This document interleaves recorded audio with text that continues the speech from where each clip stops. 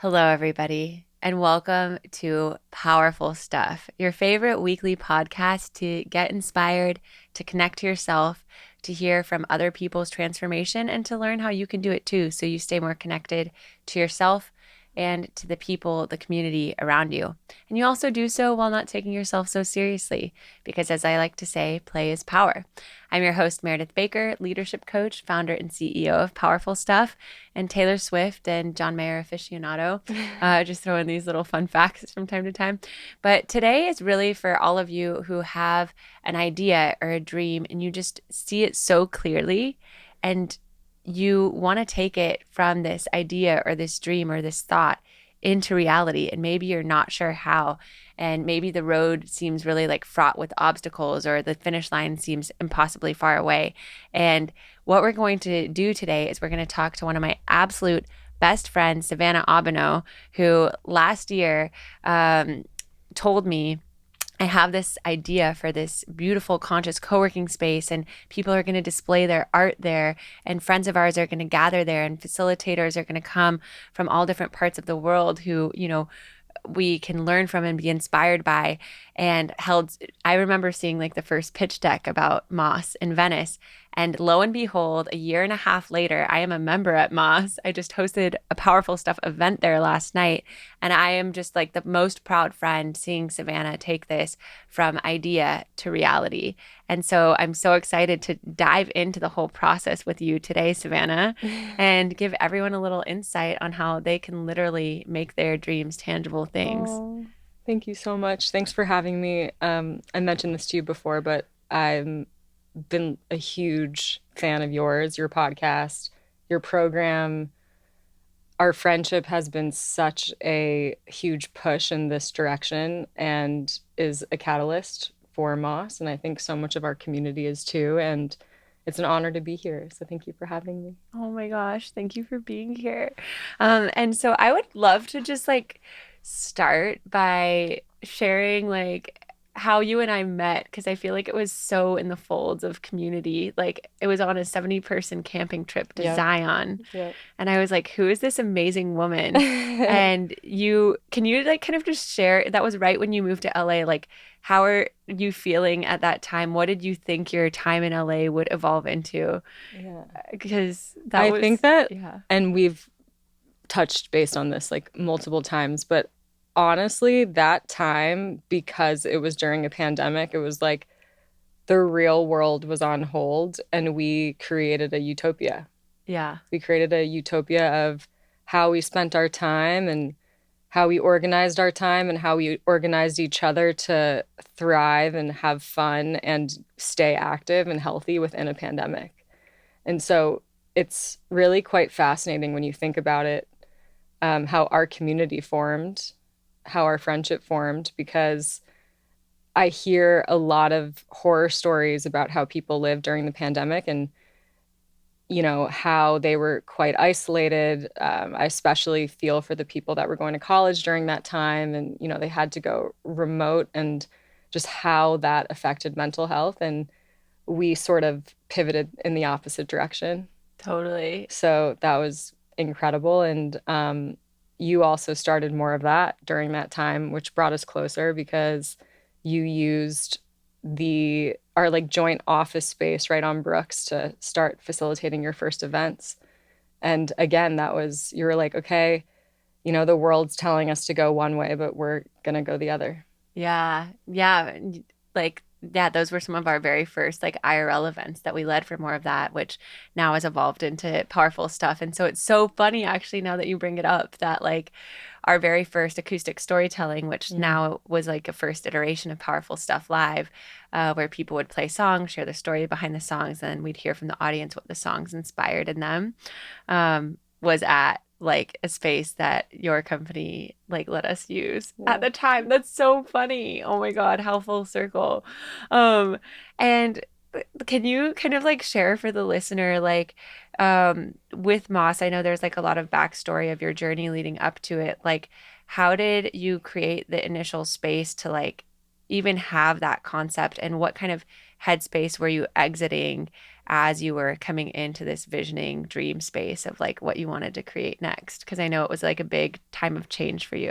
Yeah, I think, well, the most important thing is that this was not a linear journey whatsoever. Yeah. And I think it's really important to just keep in mind if you're struggling with, you know, I think there's a lot of people out there that really want to build something and they have the skill set and they have the resources, but maybe like the idea is not solidified yet, or it's the opposite. It's like they have this idea, but they don't know how to, you know, build the foundation with the resources. And I think that from that time to before that time, it was all these puzzle pieces that were being put into place for what exists now.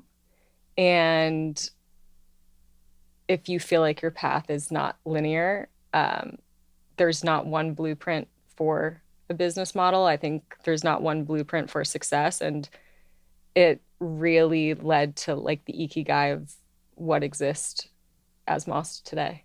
Yeah. Yeah. Not being linear. That's so real. And like when you were kind of thinking about it, like did it come to you like instantly, or was it like something that had been like gnawing at you for years, but you finally kind of in that transition space of transitioning from, you know, your other like professional career, had the space to finally like sit and be like, oh, what if? Yeah. Great question. So I think when we were in the building blocks of our previous company, I really saw like the secret sauce of when our team was thriving the most. And at the time, I didn't realize it, but you really have to attribute a lot of that feeling and that growth and that intimacy towards a space.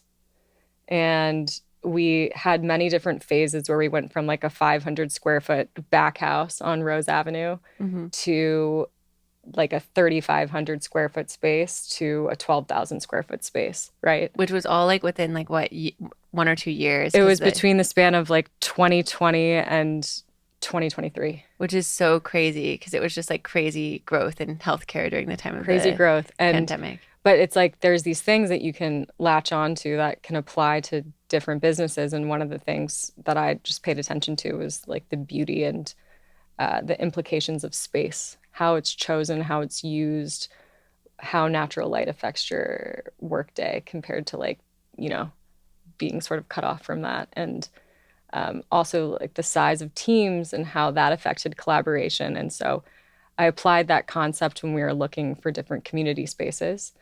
But post pandemonium, you know, there was like this really awkward period I actually like experienced at Burning Man in 2022. Yeah. When people wanted to be together in the same space and they really wanted to interact, but there was like this sort of like invisible wall between people where they're like, I want to be close to you, but I have hesitations, right? So it was like apps weren't really doing it in terms of wanting to connect.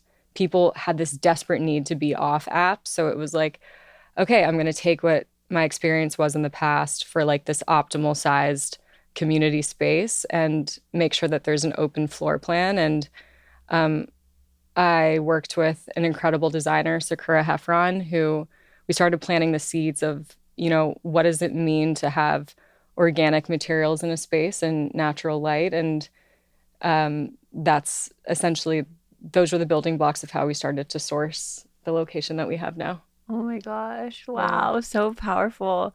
And yeah, when you first, I remember like when we were talking and you're like first brought up the idea of Moss and then like you showed me the pitch deck, like did you have any, I think so many people wonder, you know, when they have those ideas, like, is this something that I should invest in?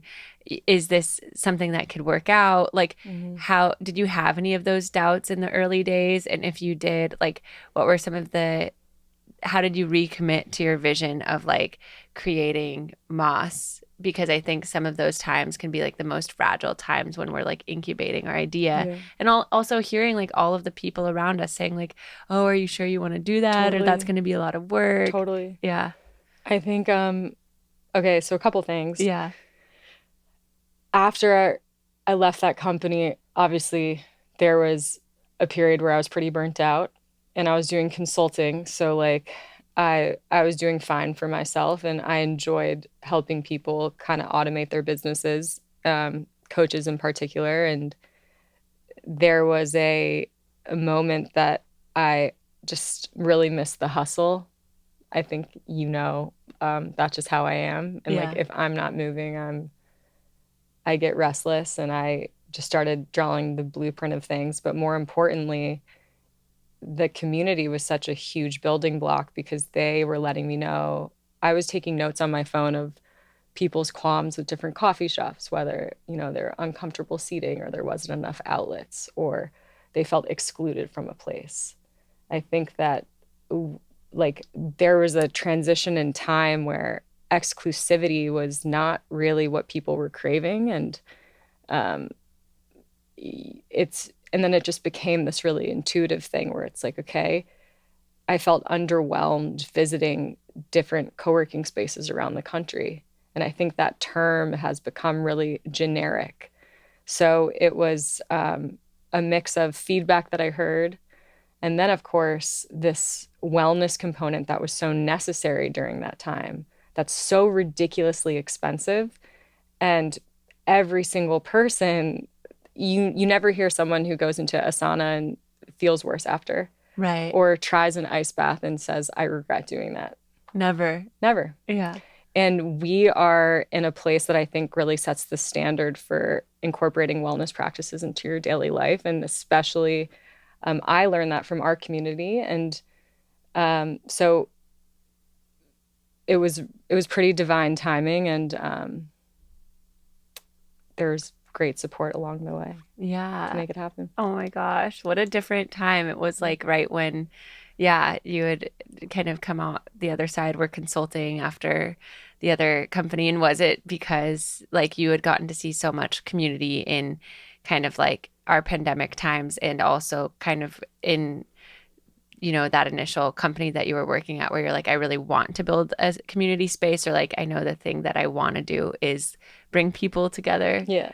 And that was like always the desire and I the remember goal. talking to you and Spencer about it at our kitchen table. And I Yeah. was like, what do you guys think? I talked to my partner about it at the time and I just like sat down on my living room floor and just like I had a whiteboard and I just exalted this idea and went to New York and looked at all these spaces and was really pretty underwhelmed and of what existed. And we're so lucky to be in a place where the zoning is a lot more flexible in Los Angeles. But there were so many different components that made it so attainable. And ultimately, it was the team that came together to be like, we believe in this, we support this, we need this. How did you people find catch those on. people?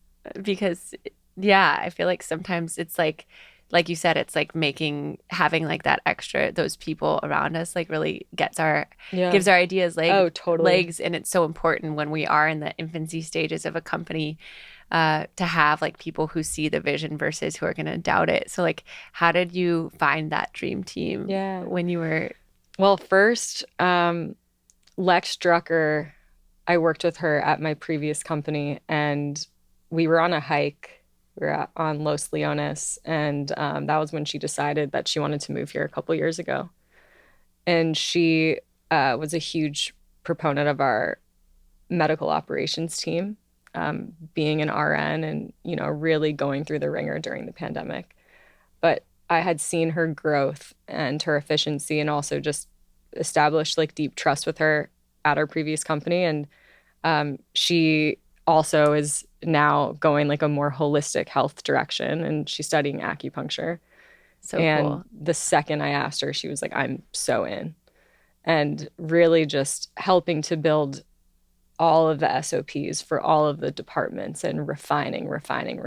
I mean, and then a huge inspiration too is what we can do to tweak spaces, which is what Sakura taught me. She taught me what wabi-sabi meant. Can you explain what wabi-sabi means for the listener? Yes. Wabi-sabi is perfection in the imperfect, But on a deeper level, it's a culture that stems from the way people decorate a room to how they dress to their way of life to how they eat. And it stems from Japan. So, of course, naturally, in order to build a wabi-sabi inspired place, you have to go to the source. And that's what I had to do. So You went with your mom. took my mom. Oh, that's so sweet. We went to Japan and I was so beyond inspired, beyond. So much so that we built a 5-star hospitality deck based on that. And the idea is, okay, we don't grow up in this culture where this is so innate, like down to the way that we fold a napkin or, Yeah. you know, light Palo Santo every single time someone enters a room, or remove our shoes, or tie a curtain, or heat coffee. Yeah. But what if we did? What if we started to practice that? And what if that became habit? And then how does that make someone feel when they enter and exit a space? Yeah. And I will say, from being a member of Moss, I feel like the hospitality is like on point and so many like details and also just like feminine touches that make the space feel so warm and inviting. Thank you. And when you were like going to Japan and getting all of this inspiration, something that just like blows my mind, which I actually like talked to you a little bit about on our runs, but how at the time of like building Moss, you're like, raising money, building a team, like managing so many different contractors coming into the space, talking to the designer, like how are you just like managing all of those balls in the air, like at the time, where you had enough money and support and team to press go on like finding a space, getting a space, but like those months leading up to like the launch, it's just like crazy to me how it all came together. I didn't doubt you, but I was just like, holy shit. Like there's so many balls in the air. Like the sauna's being brought in. Like you have the designers here. Well, just to circle back to like the team that helped us build it, right? Is there was so when you work really close knit with people for a really long time, like that was ultimately the foundation. Our podcast team are multifaceted. They helped us build the space. Our designer worked previously at our old company and, we established a really efficient relationship together. Same with the first investor. Great friend of mine, always worked well together.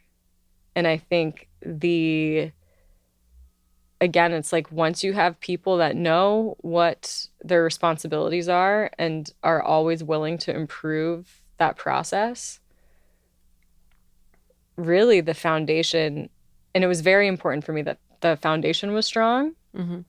And our team, our member base, and our event base was really rooted in those values and that culture. And yeah, I think that once that's strong, a lot can stem from it. Wow. And yeah, I'm hearing like really like making sure that the people around you feel like 100% in alignment and in integrity with, and that share the same like culture and values as you. And I really feel like you've done such an phenomenal job of cultivating like the most amazing team at Moss. And as such, like the members and the people that come into this space are all just like such warm vibes and everything. What do you think your like internal like beliefs that did you have to like look at, rewire or re-strengthen, or what like were any kind of voices coming up at the time of building Moss as, with anything that you're birthing to life, like roadblocks happen or obstacles happen, and how did you like navigate those to continue to push through? Oh my God. Like I feel like if someone's building a business or building anything and they tell you that there's no challenge, like first of all, they're lying. No, I'm just kidding. If you don't have any of that, congratulations. But if it wasn't for if it's not for those roadblocks and if it's not for those doubts, then like, what are you working through? And I think that it's actually quite conducive to the end result because it makes you a stronger person, it makes you a stronger leader, and it makes you more confident that this too shall pass, and you just have to put the pieces in place for it to work. I kind of view like every day like a game of Tetris, and there's pieces that are still on the table at the end of the day, and like those pieces aren't going to go away, but it might just take like a week or two to figure out like how they fit in. So not being like a perfectionist, but kind of allowing the patience of Totally. fitting those in eventually. And I spoke about this in a previous podcast, but the space itself has taught me really to let go. And it's kind of become an organism in itself. Whereas, like, at one point, and I think, like, we're definitely both this way, Yeah. where it's like you have a vision, you want to execute on that vision, you have an expectation, you have a standard. And of course, more often than not, things don't go according to plan. Yeah. And it's really been, it's a part of the process has been able to be at full acceptance and peace with that. Yeah. How do you feel like you got there? Or when do you feel like, did you feel like were there any points where you were finding more resistance to it and then something happened and you just like let go? Or how long did you feel like in it the took to process get there? building up to it, or in the process since it's been created? I think like both, you Yeah. know, because I feel like each is its own kind of era of Totally. Moss. Yeah. Well, I think because it was such a transition period before leading up to it, I mean, shout out to like my people in LA, you know, like what an incredible soundboard. My family also, you, like when I did, I felt a need to really push myself and take a full jump off the cliff. And I think once you do that, you don't really look behind you, you look forward. And the upgrade program really helped me with that. Oh, thank you. I'm so honored that you were a part of it. Yeah. And yeah, so special. I feel like it was actually in one of our one-on-ones where you first shared with me, like, I have this idea for this space and I want to call it Moss. And that's why, yeah, I love what you said too of like, okay, I'm making the step forward. And like, it's like the point of no return versus like looking back. Did I make the right decision?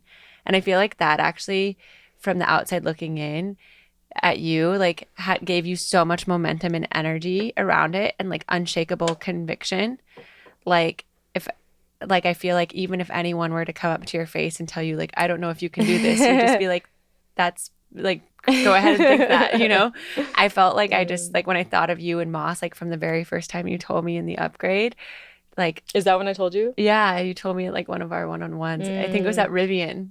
I was like developing the trust to tell you probably. Yeah. And then I saw like a pitch deck like a few weeks Yes, later. yes, I remember that. Yeah, that's so crazy.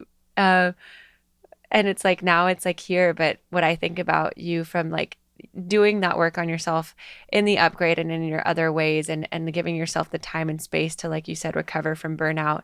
I feel like once like the Moss idea like stuck, there was just like unshakable conviction that like this is happening and like people can think whatever they want, which I think as a founder it's so important to have that vision because there's going to be so many like doubters or people who couldn't imagine it themselves who are going to like project that onto you, and you were just like a shield, which was so cool to see. Thank you. And I think just to be completely transparent is like that's not something that comes really easily. And if you're listening to this and you know you're having a difficult time getting to that point, give yourself time to get to that point and give yourself time to reflect on what it is that matters to you. And also finding support of people that have that unshakable conviction as well, because I just like to call that like just being fuck yes about something. And if you ever, whether it's like in partnership or in a business or in your personal life, if you're with people that don't have that level of conviction, it's probably not worth going into business with. Yeah. And, you know, I hope that everyone finds that about something that they deeply care about in life, because it's such an incredible feeling. And it's such an incredible feeling to share that with someone when you're like, oh no, I'm willing to take the sacrifices to make this come to life because it means that much to me. 1,000%.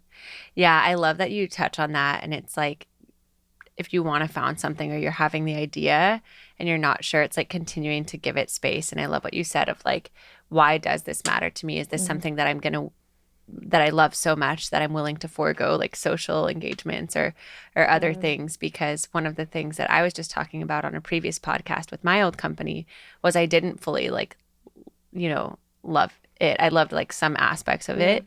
And as such, as the founder, you're like your own cheerleader, the cheerleader to your investors, to your team, to the clients or the people that you're trying to attract. So if you're not fully like, I fucking live and breathe this and need to bring this into the world, it's going to be like pushing a boulder up a hill, which is how it felt for me. Yeah. And I mean, that's incredible that you figured that out before it was like in its, like after its launch phase. Yeah. You knew, and that was a really intuitive decision. And now you are truly living your own ikigai. Yeah. And you give so much of yourself to the projects, but you believe in it wholeheartedly. And like, there's never been a time where I've been like, Meredith shouldn't be doing what she's doing. Oh, thanks. Right? Yeah. And I think the world needs more of that. Oh, yeah, more of that. Oh, I love that so much. No pun intended. No pun intended. Can you explain to, in case people aren't as like familiar, like what did you discover when you kind of walked through your ikigai, like after, leaving the other company? Because also before that, you were a photojournalist, right? Yeah. And traveling to all different parts of the world. So how did your ikigai, in what ways did it remain the same? In what ways did it change through these different chapters leading up to Moss? I remember when I love my dad so much, Aww. but he sat me down when I was like a kid, and he was like, or I guess I was like 14, and I just got back from Costa Rica for the first time. My mom told me that if I learned Spanish, then I could travel. And it was kind of like this deal that we made together. So I did. I started taking like rigorous Spanish classes, and I went to help on this volunteer program in Punta Arenas, Costa Rica, when I was 14. I came back and I didn't understand like why we had hot water, and just like a lot. They took away our cell phones on the trip, and just a lot came into fruition at the time. And my dad sat me down and he was like, most of the world is bad. Like, make sure that you take care of yourself and you don't really sacrifice for others and all these things. And I just turned to him and I was like, nope, I don't believe that. I think most of the world is good. So I had always worked in nonprofit and like service jobs, like pretty much ever since I was like 15 on. And it was up until I was 27 and I really saw the gray area in the nonprofit world. I ran a regional office of one of the largest human rights nonprofits and in Northern California, and then saw also like this contrast in my illusion of healthcare and what it actually became. But so all of these experiences, conversations, meetings with people, types of teams that you run, I saw many different management styles. I saw many different realities, and it also helped to solidify like my operational knowledge and how to refine that. But photography was really the gateway into the nonprofit world because of my passion for people's stories and portraiture. And so when I originally wanted to move to LA to open up a photo studio, this really comes full circle. Totally. And I had a creative agency from my, I was getting my master's in photography at Academy of Art. And there was incredible photographers who couldn't get into galleries because they were international. So I created a creative agency called Moss Collective, and it was an acronym for Masters of Self-Sufficiency. Oh, I didn't know that. Yeah. Back in the day. Oh my God, this was like so 2019. funny. So it was like right before I moved to LA. I wanted to help them get into galleries as sort of like a middleman because, I don't know, I just like figured out business pretty quickly. And then the gallery shut down. Oh. And Pavin's the one who was like, he called me and he was like, Sav, like, what are you doing in San Francisco? Like, he tried to get me to move out here for 2 years. Shout out Pavan if you're listening. We love you and Alex. Love you. See you guys soon. See you soon. Excited for the wedding. That's so cool. I did not know that Moss was already like it was in my something that you back pocket. created. I still have the URL, and it just really came full circle.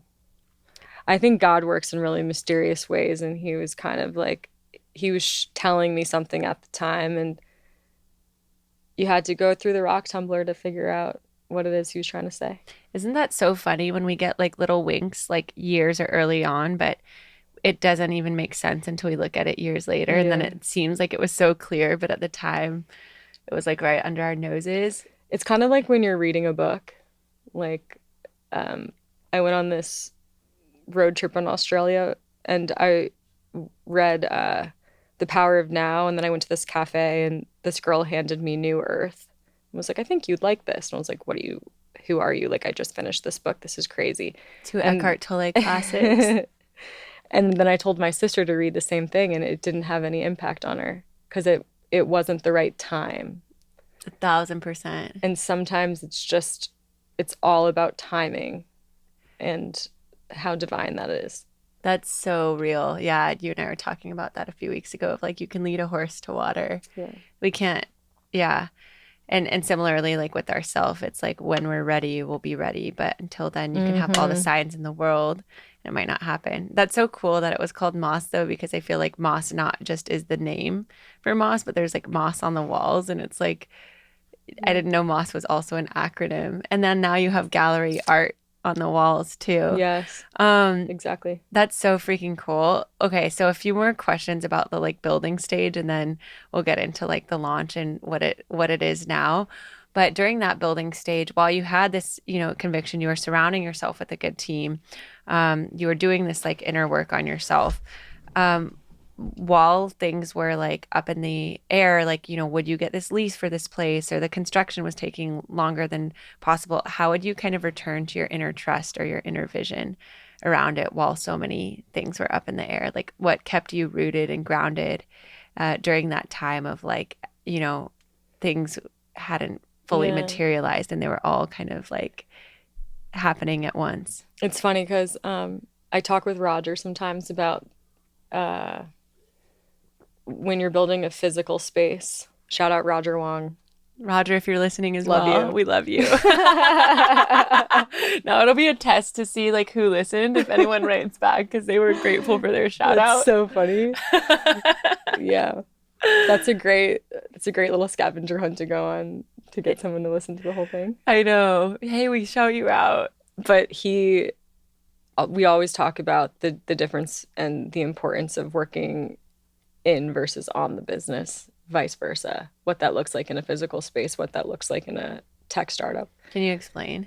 So working in the business is, getting your hands dirty, sometimes doing physical labor, being in the physical space, having interactions with people, and then working on the business is partnerships, growth plans, what expansion looks like, the things that can't be seen but can be felt sometimes. And I think that the more automated Moss becomes, the more I can be working on instead of in. But the importance is, it's really equally important to me because people are the most important thing. Yeah. Our members are so incredible, and like it's become such an ecosystem already that it's something that you just want to be a part of because you genuinely are really invested in this community. And that's a need, but it's also like a deep want. It's just a want to be there all the time.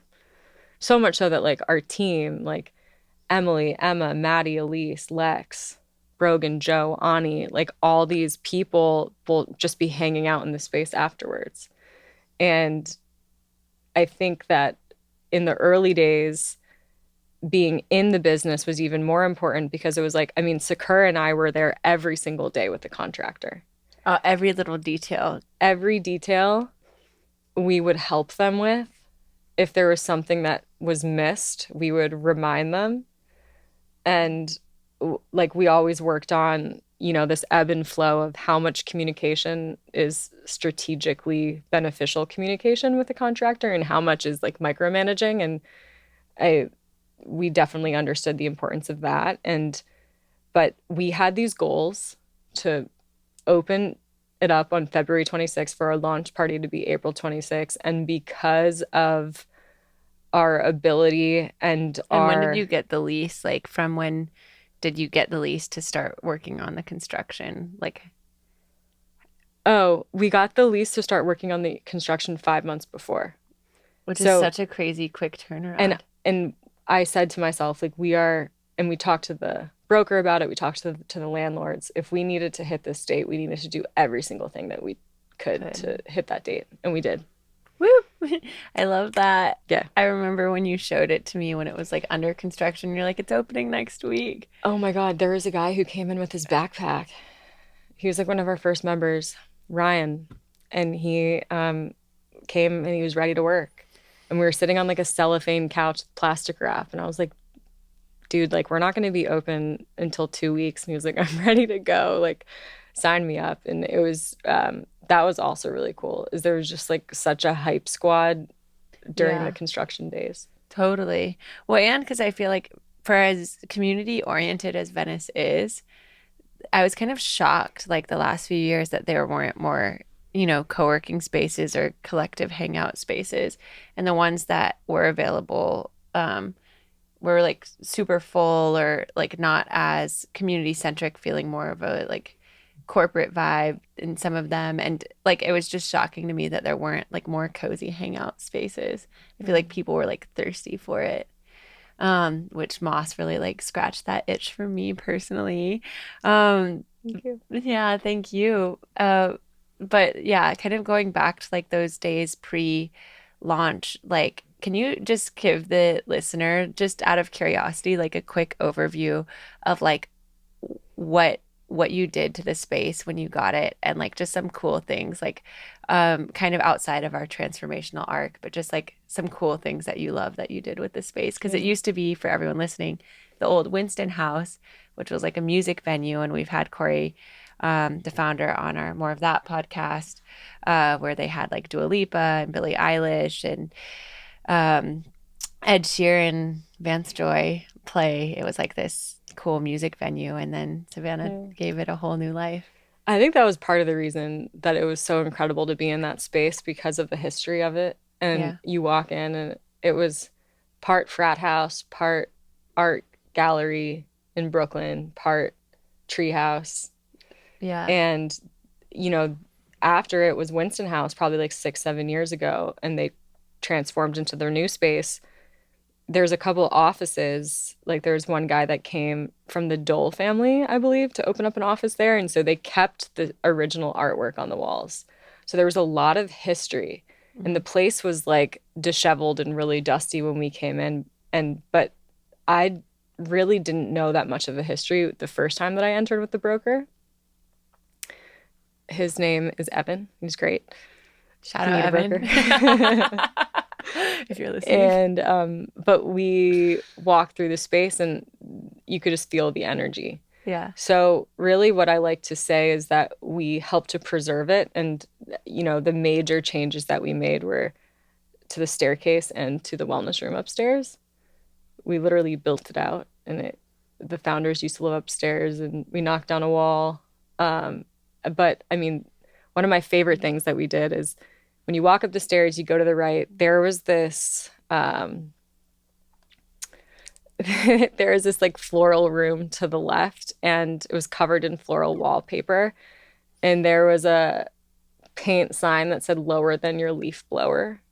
Okay. There was all these like interesting, like quirky little sides, inside jokes that were like etched into the space. Long story short, we built that into our podcast room. We put 6 different Shoshugiban sound panels in there. Ryder England, who's a artist from San Diego, was doing a tour one day. And he helped to build the wood panel in the back, and he painted it for us. So that was like our first art piece. Cool. Maddie Ireland provided Moroccan rugs from Rome Living. And basically it was just such a collaborative effort. So we just did one room after the next.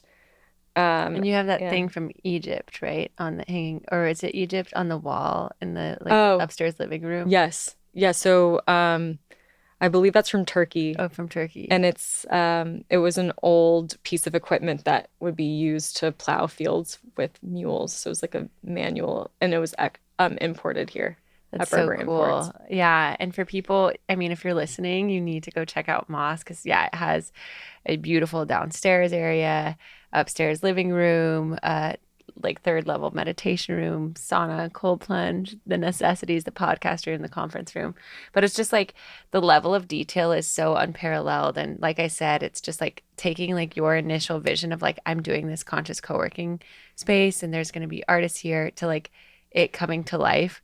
Was that like surreal for you, like the week of launch where you're like, holy shit, I did it? Or you were just like, yeah, of course. I mean, the most special thing was my family came out. I think like my dad is building a really huge project back home in Maryland. My mom spends like a lot of the year in Mexico.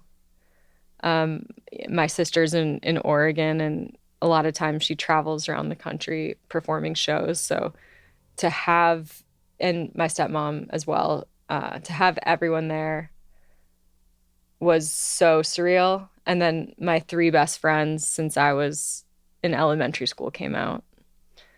And just the support of the community. It was like when you're looking up, making a speech, and you just see every single person in the room that you love. I was like, it really felt, I know we like use the word utopia and sanctuary and all these things, but it was just one of the best feelings in my life. Yeah. And even to have you perform and Nikki and Reslo and my Such an sister. honor. Yeah, the whole community gang, we Yeah, were all there. it was great. And so this past week at Tech Week, we exceeded the size of the launch party. So we had like almost 400 people in the space. No way. So that Yeah, was that bigger than yeah, it was bigger than the launch party bigger by than the like launch 100 party. or something, right? Still had Lincoln Jesser play.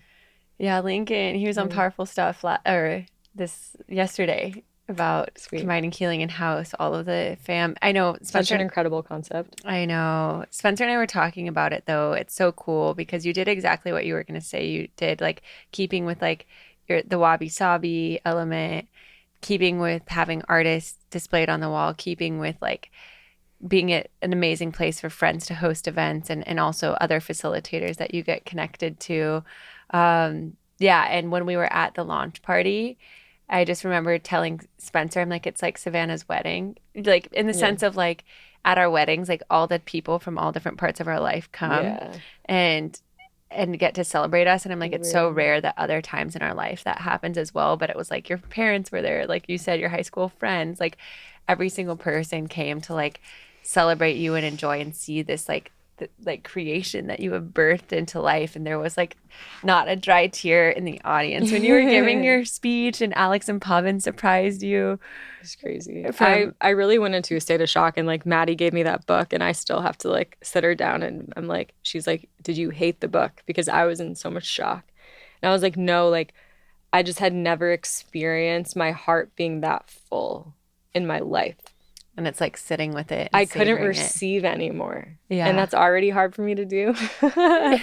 So like for them to give me this like public gift where like hundreds of people signed the book, I was just like, all right, like enough.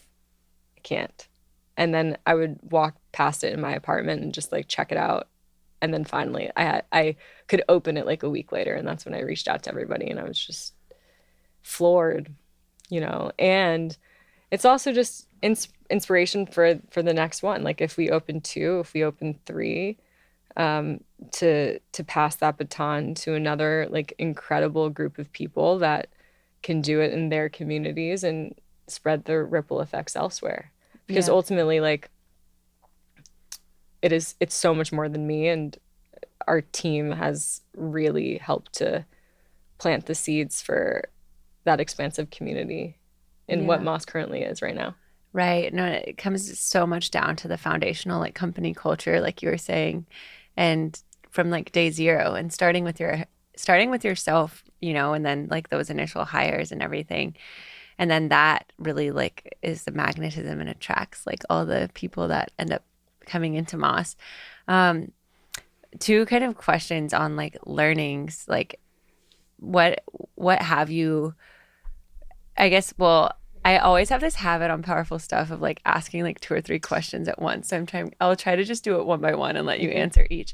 What did you learn from your past experience at your past company that you applied to Moss? Like in just your own personal musings, and how did like you implement them? Yeah. And kind of what you were like, whether it was things that you thought, oh, I definitely like want to do it this way, or this was like a learning for me and I'm going to do it this other way. And in kind of like thinking about building out that company culture. Yeah, I think like the first thing that comes to my mind is humility, Mm-hmm. the importance of knowing when you don't know the way or when you make a mistake or when someone can do something better than you and like understanding what your strengths are, what your strengths are not, and putting the right people in place for that. And, just consistently grounding yourself to lead and really just staying grounded in order to make decisions and also sometimes taking time to make decisions and the importance of not being impulsive.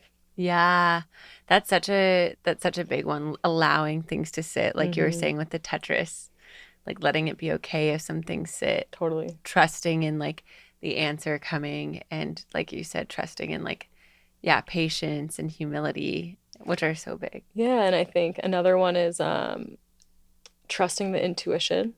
Yes. And like this is like that's a really extensive conversation that we can have at another time, but I think a lot of times society teaches you to repress a feeling, whether that's in school or in your workplace or in the environment that you grow up in. People are made to feel that like the way that they feel is whether it's unimportant or it shouldn't be voiced or whatever that is. And I just try to provide a platform where that's okay at Moss and um, listening to that in terms of the types of people that we work with and partnerships and long-term bigger decisions. I think Yeah. it's just really important that it feels good. And um, I think it's important to also touch base with the team to make sure that, everyone's consistently on the same page in that way. Yeah. And I love the intuition piece because I feel like as women, like our emotions are our superpowers and they're our compass. And like listening to our emotions versus like suppressing them or pushing through them, they hold so much wisdom in them of like what to heal, what to look at, what to pay attention to. Mm-hmm.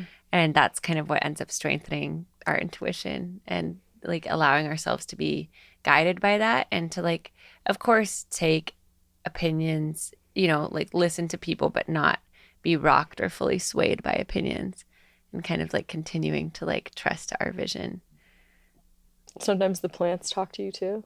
Yeah, sometimes the plants talk to you too. They That's teach me so much. you need to get or I need to show you my friend Joe's plant wave where you clip it onto plants and it makes music from the plant based on like Cool. their like feedback. It's really cool. That's incredible. I I feel, think there was just like a performance on that where a mushroom is an actual amplifier. They had like a concert in LA recently. yeah. Yeah. Oh my gosh, I'll have to show it to you. He was at our wedding. I also forgot to mention in the intro, like totally unrelated to this part of the conversation, but Savannah was officiated my wedding with Spencer. Segue. Yeah, segue circling back. Also cool, another fruition of sorts. But yeah, I Wait, love I just have to add, yeah, I please. constantly get a I paid for a certificate to get ordained online, Oh, and they always send me these updates like congratulating me that I was ordained a year ago, never 2 years forget. ago. So if anyone here who's listening wants wants an official officiator, Savannah, it's one of her many Even if I have no talents. relationship with you at all, I will ordain your wedding. Yeah. Consider it. ordained. We can do it at Moss Yeah. as well. Oh my God, that would be beautiful. The bride, would you see the bride walking down the stairs and it being downstairs, or the bride walking up the stairs? Probably down the stairs, right? You're probably down the stairs And then they get married where the stage is. next to the tree. Yeah. Alper's building us a stage. Oh, perfect. Mm-hmm. Okay, great. Well, yeah, we'll circle back Thank in a you. month if anyone wants to get married then. We'll provide a special powerful stuff discount code. Okay, so I love those for I love those for pre-launch musings. Really powerful. And it's so funny as a founder, and I didn't ever experience this per se because I shut my company down before we launched, but from what I've heard from other founders, it's like you spend all this time, right? It's kind of like you get to the mile 26.2 of the finish line of the marathon after like you've raised the money, you've built the thing, it's launched, and then it's like a whole other marathon starts of like, now we need to grow it, now we need to get customers. It's now like an orchestra. Yeah. And so what have you learned in the 6 months of already like being launched, and Moss being out there, and like you said, having to surrender some element of control because there is time. Don't do it. Never do it. Never start. Perfect. Never start, never win. No, I think what I've learned is I learn every single day. I mean, I think that, well, also, I'm just a really big believer in instilling really good habits for yourself. What are the things that you're doing every single day that allow you to be the optimized version of yourself so that when you're showing up for your members and for your team, like you're proud of that conversation and you're setting a good example for them. One of the things I didn't touch base on in your previous question was, coming from a place of burnout, and I would like to come up with like new terminology for what that was, because when you allow yourself to get really run down and there's habits that are not instilled, then it ultimately is a reflection on your company, right? The health of your company. And so I think that I really believe in balance with our team. So that's something that I'm so innately aware of. And I try not to really get involved in like our team's personal life and having a balance there. But sometimes like you can just get kind of an inkling and you're like, all right, like what are the things that I can do to help provide more balance in your life? Yep. And, but also just, you learn about people, you learn about different wants and needs in the community, you learn about how to amplify people's voices. And I think that I've also learned that Moss has kind of become this incubator for businesses, for brands, for people that are just starting out, and really a support system. So if there's things that people don't want to publicly talk about in our group chat, then what are the ways that we can be more of service to, help you in your job transition, or just sort of really like build out this member experience department. And it's pretty incredible when it becomes something that really is this segue between a job and your personal life. Yeah. So many like friends or members, and you've like worked with so many of the people that currently work at Moss in the past. And I love what you say about like we need to make sure, kind of like the famous airplane analogy, put the oxygen mask on ourselves first before we can put it on others. And the health of us is reflected in the health of the business in the long run. And so what have been some of the things that you do to like replenish and restore yourself? Because at Moss, you, especially at the launch, I like felt like whenever I was there, I was seeing you giving like 3 or 4 tours, like just within the time I was there, seeing so many people, so many different energies. It's like, how have you been keeping yourself centered and having experienced burnout before, making sure that you don't get to that place again? Totally. I think for each person, it's different. And I've touched base on this before, but really making sure that your habits are strong. I try to make sure that I get like at least 6 to 8 hours of sleep each night. I have an animal. I have Shiva. So I dedicate my mornings to her and deep meditation, grounding. So like going to the beach. I need to do exercise every single day. I like to dedicate at least one day a week to like my own personal social interactions, and I try to not bring my phone.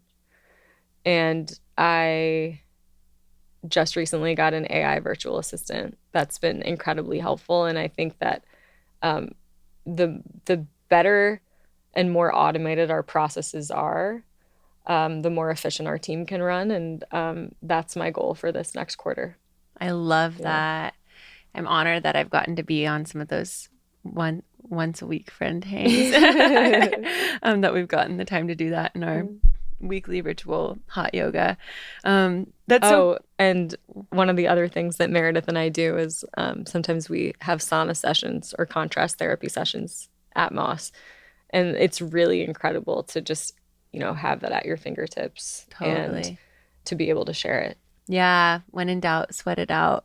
And yeah, on that note, I just want to say so grateful. Like right as Moz was opening, that I got to have host like the upgrade women there, like before it was even open, and have like a little meditation and share of all of the women in the upgrade from different cohorts, like around the tree in the meditation room.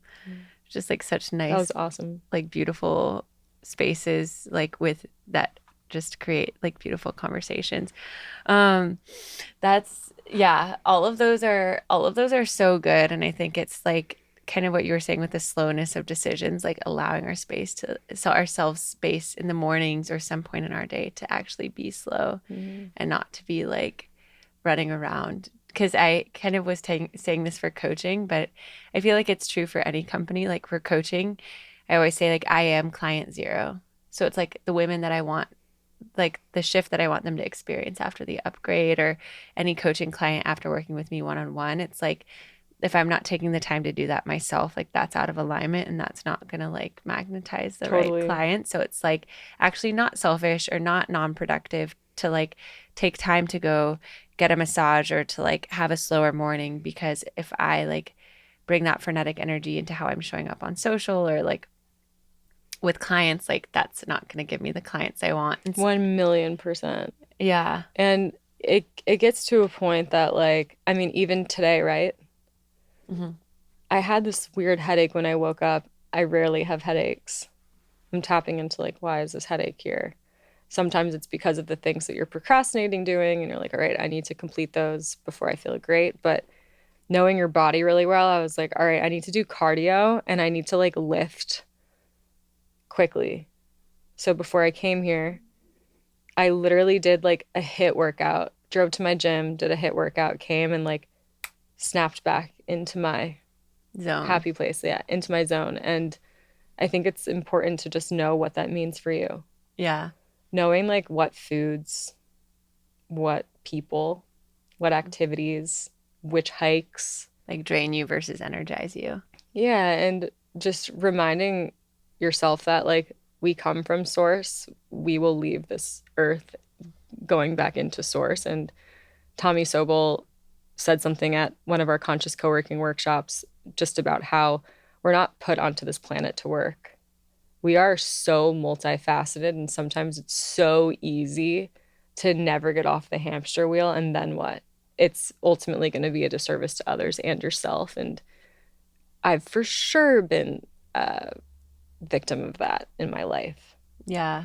And I think it's possible to run a business, to have balance, to be happy, to find love. I think it's all possible. It's just ultimately up to us and how we manage our time. Yeah. I love that so much. I on a kind of like tactical note, I just want to circle back. I didn't know that you got an AI assistant. That's so fun. Yeah. So what kind of things does your AI assistant help you with? Yeah, You're like the so queen of automation. I'm so inspired. I love it. Actually, Spencer just texted me this automation that Notion has now, and it you basically can voice record an SOP and it will build an SOP for you. I sent it Oh, to that's Lex so nice. because it's like everything that we do is typed into a document. Like I'm talking every single department, every single membership protocol, all of our contracts, All the run of shows for different events. everything. Yeah, and that's what I our love about event it. feedback. After each powerful stuff event we do, you're like, okay, so what can we improve? Like that was great, but and what can we do to continue to make it Yeah. amazing? Which I love about you, and it's like a good reminder to keep to celebrate what is and to keep growing and improving. But all of that to say, that's cool. Okay, And then the AI assistant really helps you with scheduling and reminders, and you can voice to it something that you need to do, and remind it's sort you. of just like there's certain days where you don't need it, right? Yeah, You don't technically need it. Does it help you get a lot more accomplished as like one person having octopus arms? For sure. yeah. And it's an organizational tool, and if you know me, you know that that's really helpful. Yeah, I love that because I have like a running task list on my iPhone. Yeah. I'll be like, call so and so back, like get more of this thing, like, Yeah, and and it does feels it give kind you of notifications? no, Yeah. but I feel like doing the AI assistant would be powerful. It would be so I good. like the accountability of automation. Yeah. I like the notifications. I like the alarms that are set. And I like that there's something that feels really good. Actually, a friend, Michael Savitas, taught me this back in the day. He has a whiteboard right next to his bed, Yeah. and he has personal checklist and professional checklist. And every single thing must be checked off before he goes to bed that night. Well, And like there's something that instant gratification and that satisfaction of of like checking off a task. check. Oh I'm my gonna God, it feels so good. I have like 200 on my phone, so like when I get to Peru for my 4 month, I'm gonna like try to go through them all and just be like, I did it. But yeah, I'll hold you accountable, thanks. maybe. Okay, I'll try. watch this space. Everyone, circle back. A few last like little rapid fire questions before we wrap up for the listeners. But what's been something really cool or unique or intentional that you've done to get everyone who works within Moss on the same page, like in terms of a company culture perspective? Yeah. Like something that you love doing together or like slowing down so everyone does feel like really dropped in and heart centered when you're growing together, when you're giving each other feedback, you know? That's a great question. I think company dinners are important. Mm, I think eating together, right? We've done some version of meditation ceremonies. We did a Moss after dark at one point. We actually tonight we're doing we have a partnership with Berries, and we're doing a group sweat. complimentary group sweat. We just established a partnership with Shefa Yoga. So it's just, to me, again, like circling back to that balance. Um, it's important to me that our team feels good. And also just, I think that having everyone on a growth trajectory, we have a very, very growth mindset team. Yeah. We have a very growth mindset membership base. I want every single person to be feeling better when they leave than when they enter Moss. And obviously, I have no control of that, but I can control, how the place smells and just how the rooms are utilized, how it's cleaned, what the vibe is, and the better your staff feel, the better the vibe is in the space, and it's really all a part of the wheel. So And you have people like sage the space each night, right? Like reset the energy or something like that. yeah, but it's ultimately, it's like they want to Yeah. because they care about it. Yeah. And so when people feel cared for, They they feel care cared for, more. they pass it on. Whoa. When people feel cared for, they care more. Whoa. Um, Yep. I love that. No, it's like a little family, and it's also cool to have these origins of building something in the past with people, and or just being good friends with people, and how that establishes this root that it's like when we grow, you grow. When you grow, we grow. Yeah, this collective Yeah. like trust of like I want what's best for you and I know you want what's best for the collective and vice versa. And with that being said, what's super cool and like one of my favorite components of Moss is we have all these new like wellness startups that are joining. And for example, there's this guy, Ben Crippen, who has a company called Soft, and he runs this activation that's a body pillow that's like this vibrational body pillow. Mm-hmm. You put on a mask, you put on a headset, you're lying down in our meditation room, and it's supposed to really help your Nervous REM sleep that night. And it's been such a success that there's other companies that are coming in, and whether they're doing an event, like Source.io just did an event where you put your fingerprint on the back of a phone. It measures your HRV, and it tells you, if you have a very active energy level that day, if that should be a rest day, if it's a moderate energy level day. So it's sort of like this mix between Kajabi and Aura Ring. Oh, cool. So what we're seeing in this area is all these up and coming wellness brands. And if it's on point with Moss, then I love being able to provide the space for them to showcase it to our members, kind of like beta testing. Yeah, I love that. It is like a little incubator. I tried Ben's thing. It was so relaxing. I did it after the sauna. Nice. So powerful. That's a great place to do it. It's such a good place to do it. Okay, a few kind of like rapid fire questions, and then we'll tie this arc in for the listeners. And yeah, what have been how did you get your first, like the first people attracted to Moss, like first members, and how have you found that it's like grown since? Yeah, I think the very first member was Joe Bhakti, who is you were about to say Joe Biden. Joe Bhakti. Okay, different Joe. The very first member was Joe Biden. You guys heard it here first.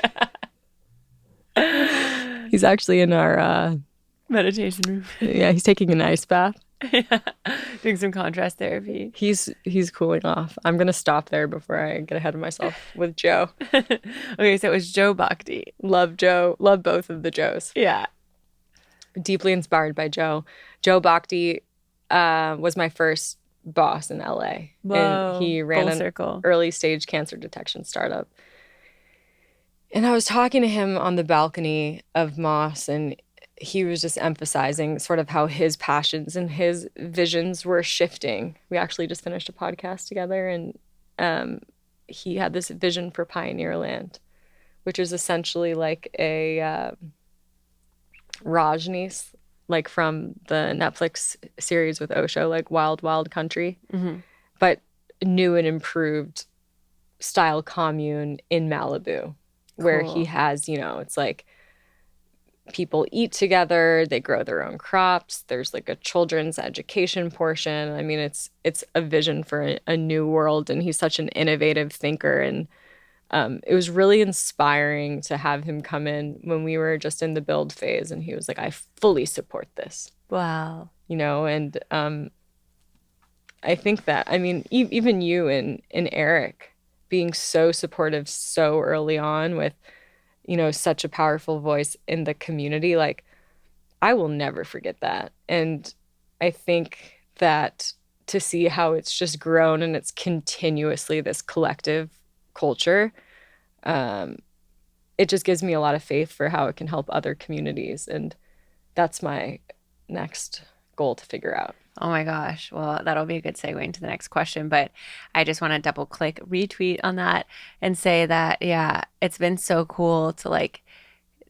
see you have the idea like a year and a half ago, see it come to life, see the launch party, meet your sister and your parents and other parts of your world.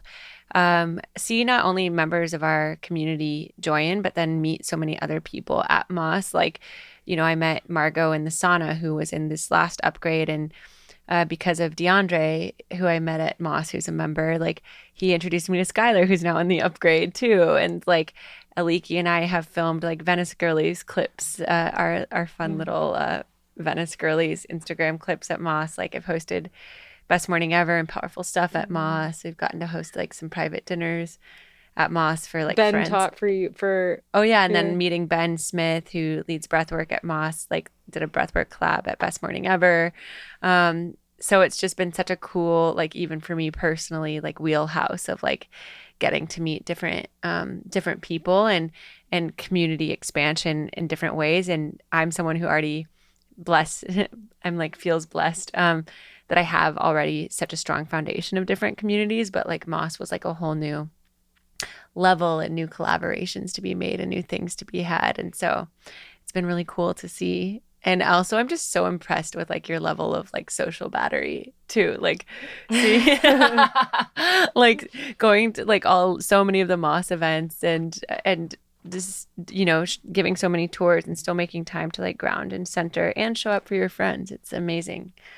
And I just see so much, yeah, like of the work that you've done in yourself the last few years, like really just getting to live your brand, which is so cool to witness. Thank you. Yeah. Thank you. I think that I can always be better. Sometimes I feel bad, like I can't have, Sunday phone conversations with my family, and I can't remember the last time I've well, this weekend. But just, yeah, I think that that's something that I always try to work on balancing is just like professional and personal life. But I also believe in when you're getting off the runway, as long as you have, balance for yourself, like sometimes it's okay to make a little bit of sacrifice. And um, God, it lights me up so much. It makes Yeah. me so happy. If there's people that feel inspired and happy, I mean, that's what all of this is for.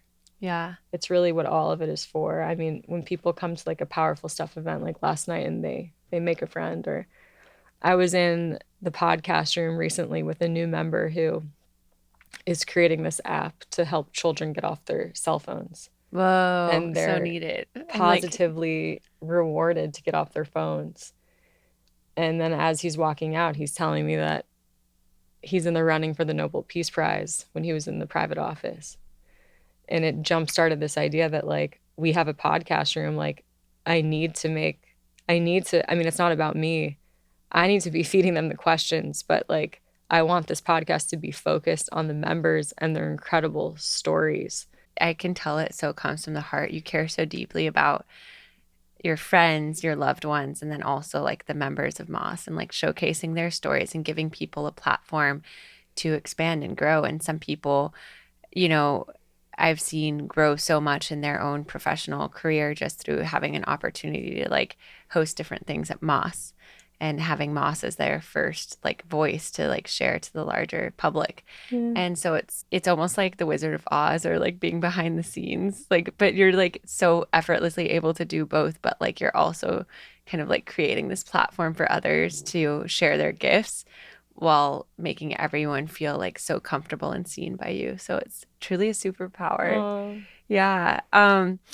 Okay, really quickly, before we go into kind of our ending arc, I have two last little rapid fire questions.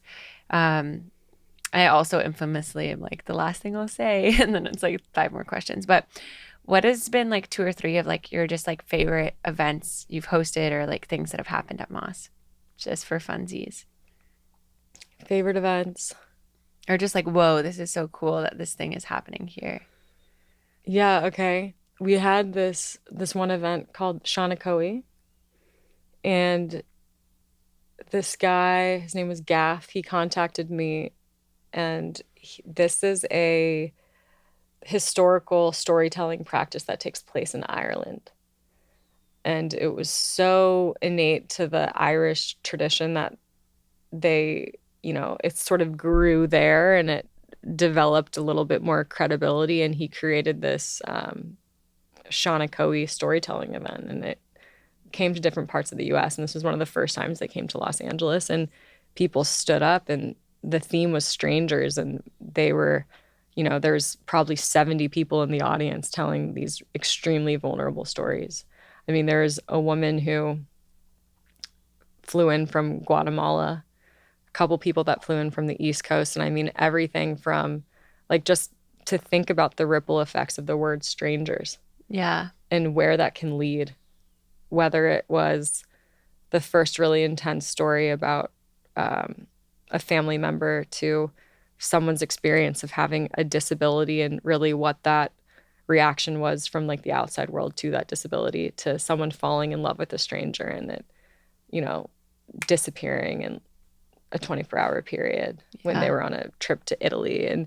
But I mean, it was just such a fascinating way to communicate with people that you don't know Yeah. about a topic about people that you don't know. And I even learned just this whole inner world of one of our members who talked about the first time that she moved to New York and the kindness of strangers when her apartment building burnt down.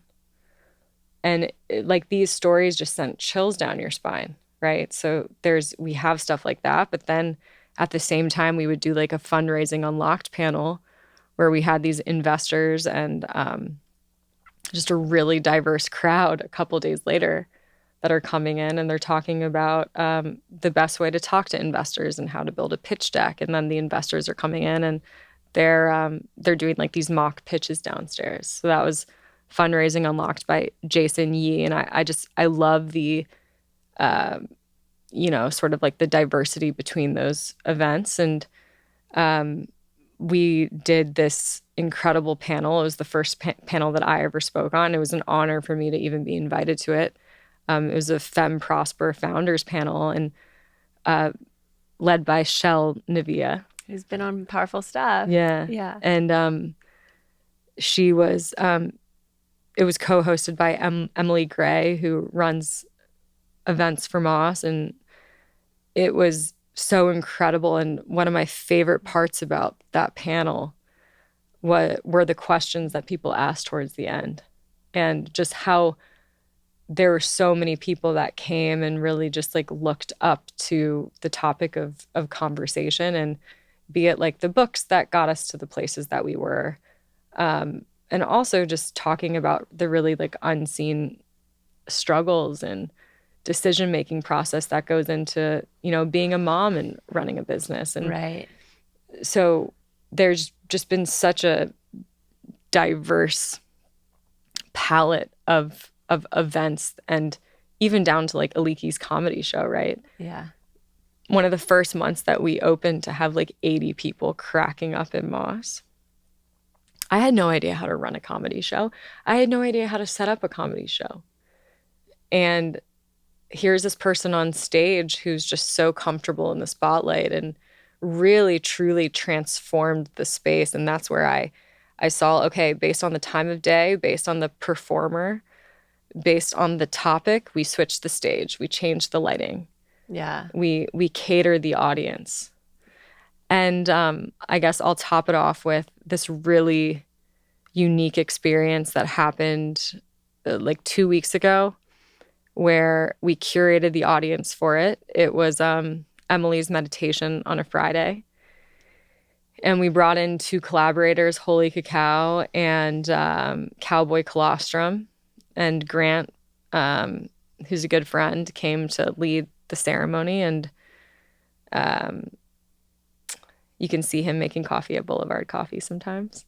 Cool. But he's a great guy, great facilitator, and literally led this like cowboy after meditation movement breath cacao experience. And it was so unique, and it was so much fun, and it was so unplanned. It was so off the cuff. And I love that we can have that type of experience there. So that was really fun. I love like you said, the diversity of experiences at Moss. And it's truly just like this beautiful canvas that you've created where so many people feel so empowered to like create like different experiences, and people who come feel so safe, like at all the Powerful Stuff events, people taking off their shoes when they walk in and feeling like grounded. It gives it this homey vibe. Oh, totally. And like super intimate, no matter how many people are there, if it's like 30 or 60. And that's the beauty of what you've created, and like the fun element of surrender. Like you created the vision, you did it, you've created the team, and then it's like you almost like, have, stuff that you're still building, but also this like letting it take a life of its own, and who comes into the space, and like the different connections that people make. Undoubtedly, there will be like businesses that come from Moss, babies, marriages, who knows? Oh my God. I think one of the things I forgot to mention is I think having different events that really push people to the limit. And when we opened, Ben Smith came in through Maddie Stites. And it was this really unique experience where we could now have the resources to intertwine breath work, which is so up and coming in this area, with a cold plunge experience. But to have like this cold plunge coach slash expert to get people under the water for the first time and to start their day with that shock and understanding maybe not what it does to the body, but how it feels. Right. And then that in turn creating these habits for people of like when they come in the morning and kick off the day with a cold plunge and community. It was a really cool way to utilize the wellness room. And I've personally never had a breathwork experience like that. So that's why it's still going strong. Still going strong. Ben Smith, what is it on? It's called Thursdays, like a chill. What is it called? Time well spent. It's called Morning Reset now. Oh, Morning Reset. We did it in the evenings, and that was called Time Well Spent. It was called Time Well Spent, yeah. Okay, got it. Morning Reset, if anyone's listening and curious to do that with Ben. And then finally, before we wrap up with our arc, like, what is your future dream now that you've like birthed Moss? Like, what is the next thing that you're excited to like bring to the space, or like your vision or hope for what it becomes? I mean, it's already great, so you can also just be like, I'm just celebrating this right now too. No, I think like it's hard for me to just be content with what is. I try to be present with everything, and I think I kind of mentioned this earlier, but just automating, like making the current process more efficient. I believe in nailing before scaling. Oh my God, put that on a bumper sticker as well. Nailing before scaling. Definitely can't take credit for that statement. Okay. Not by Savannah. And, you know, in the great expansion plan, it will happen slowly, but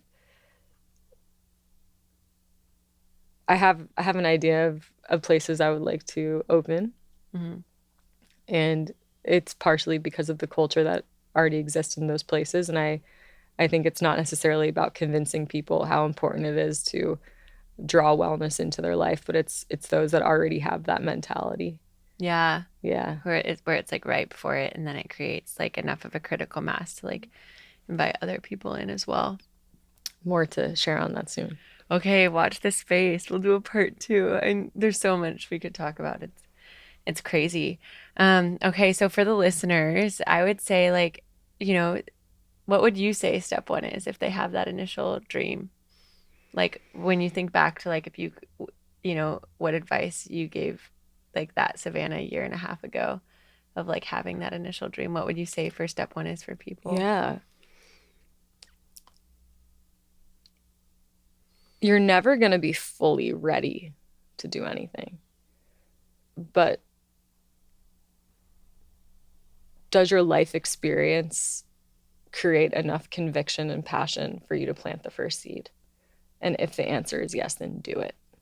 And if the answer is yes, then find people that are ready to go there with you, because team is everything. And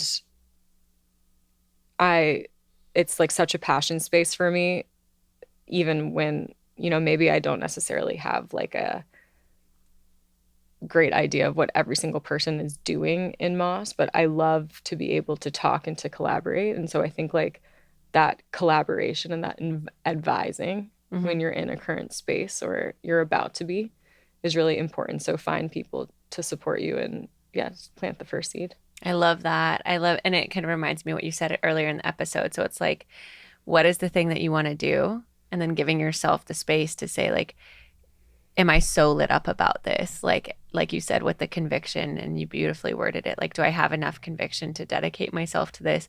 Is this something I'd be willing to make sacrifices for? Because I like believe it should exist so strongly.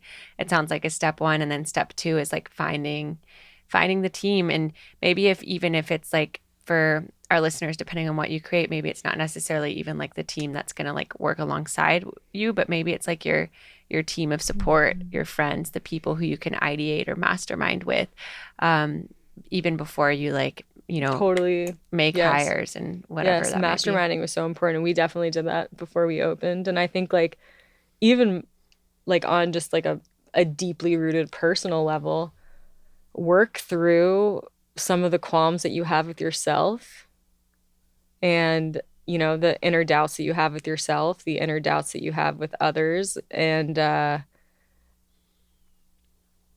you know, if you feel like you need to take a class, if you feel like you need to develop better regimens, you know, before you're offering a lot of output, just make sure that you receive that input. Yeah, totally. Like taking time to do the inner work. What do I need to clear up in myself? What thought patterns do I not want to bring into the foundation of this? So, like you were saying, you can be like a clear, in alignment founder for and show up even better for your business and what you want to create. And then, yeah, I would say like, or for like the last two, like when people are kind of in the process of creating it, like what would you say for that, for people to like remain, centered amidst like all the balls in the air before it comes to fruition, but like maybe it's already halfway on its way. What would you say to like that version of you who was like dealing with Before the idea happens? like after the idea happens, but like imagine kind of where you were in your stage of like construction, well, like the lease, like the designers coming in, like someone who's kind of like, there, but all the things are coming at them at once in whatever that kind of like build phase is for them. Yeah, again, I think every business is different. So Yeah. I'm not going to pretend that I have like one blueprint that works for everyone. But I think like understanding the fundamental departments and processes and legwork that needs to be done to lay the foundation, just make sure that's strong. And I've been in spaces where culture kind of diminished over time.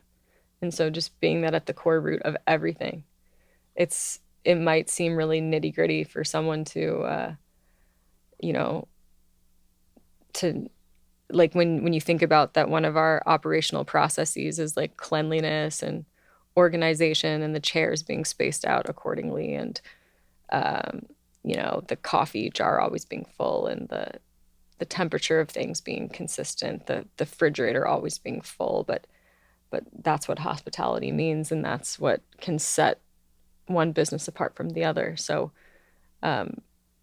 I understood because I built the principles and values of this business and everything else is a petal of that. Yep. So in my opinion, I think that that's one of the most important first steps to take. I love that. Yeah. Amazing. And then I'll just add for like the ending step, and correct me if I'm wrong, but what I've heard from you too is like once it does come to life, it's like like acknowledging, celebrating it, kind of like how you had the launch party, really like commemorating it and bringing people into the space.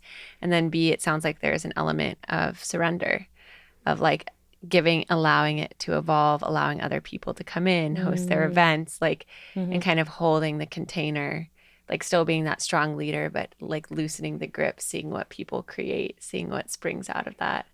Would you find that to be true? Amen. It's so empowering to do, and it's it's become an organism that is really so much greater than self, and that's was always the intention. Yeah, and I feel like you're just like that example of, I forget, I'll not say the quote correctly, but it's like if you want to go fast, go alone. If you want to go far, go together.